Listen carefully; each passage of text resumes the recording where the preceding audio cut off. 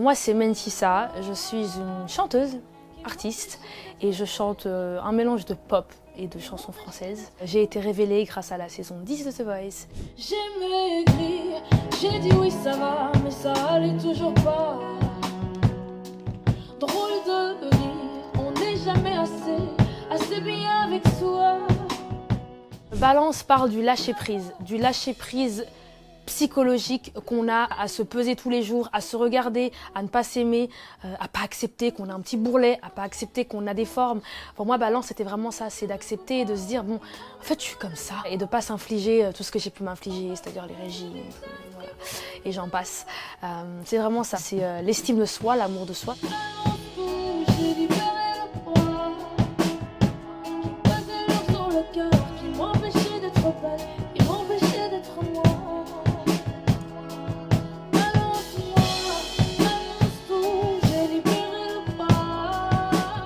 La comparaison, c'est dur. Les réseaux sociaux, aujourd'hui, ont un tel impact, ont pris une telle place que, oui, on passe énormément de temps dessus, ce qui fait que inconsciemment, je pense même pas que c'est conscient, mais inconsciemment, en fait, quand on scrolle toute la journée et qu'on voit un type de corps standard, en fait, on s'imagine que du fait qu'on ressemble pas à ça, que du coup, on n'est pas assez bien, on n'est pas à la hauteur. Et c'est un réel exercice, je trouve, d'être sur les réseaux, d'apprécier les réseaux, mais en même temps de prendre du recul et de se dire, de un, c'est pas la réalité, et de deux, si tu ressembles pas à ça, c'est pas grave.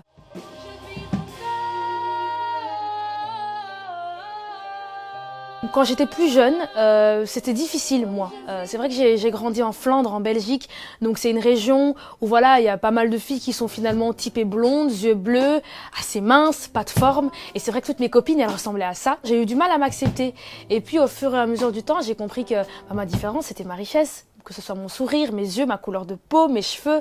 En fait, tu comprends que c'est un super pouvoir. Ce serait tellement boring si on avait tous le même visage, en vrai.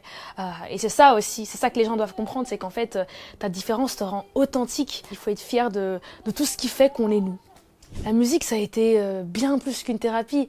La musique, ça a été mon super pouvoir. Moi, c'est bizarre ce que je veux dire, mais j'ai toujours eu l'impression que la musique, c'était presque comme une entité à côté de moi qui me donnait cette force-là, en fait. La musique, ça m'a apaisée quand j'en avais besoin. La musique m'a guérie de plein de choses aussi. Donc, j'aime dire que oui, la musique, c'est devenu vraiment ma meilleure amie. Comment on s'écrit quand on a la vingtaine? Comment on se décrit quand on se connaît à peine? Je me crée un abri, je me crée des problèmes. J'ai encore rien appris et je dois donner quand même. Moi, à travers ma musique, c'est vrai que j'ai envie d'aider les jeunes et j'ai envie de leur montrer que oui, tu peux avoir du succès, t'as pas forcément besoin d'en mettre des strass et des paillettes partout, tu peux être simple, ça marche aussi. C'est vraiment ce message d'acceptation de soi. J'essaye de plus en plus de me montrer sans maquillage. Quand c'est des émissions télé et tout, oui, c'est différent parce que t'as des lumières comme ça.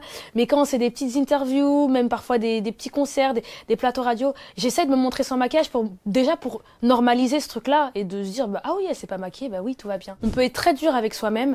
Et moi, c'est vraiment un truc que j'exerce, que je fais de plus en plus, c'est-à-dire vraiment, oui, me célébrer. Je m'entraîne vraiment à être fière de moi et à me tapoter aussi dans le dos. J'essaie de m'accepter, de m'aimer. C'est pas facile, mais c'est aussi pour ça que je fais ce que je fais, c'est aussi pour ça que je fais ce métier et que je parle de ça dans mes musiques, c'est parce que j'y arrive pas forcément non plus.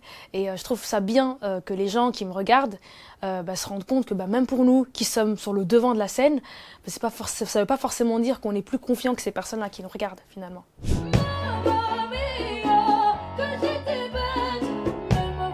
J'ai eu longtemps honte de complexer. Et le jour où j'ai plus eu honte de mes complexes, c'est là où j'ai réussi quelque part à vivre avec et à les accepter. Je pense que toi déjà tu dois apprendre à t'aimer. Parfois c'est dur, mais il y a ce truc là où on dit même si tu crois pas, fais semblant.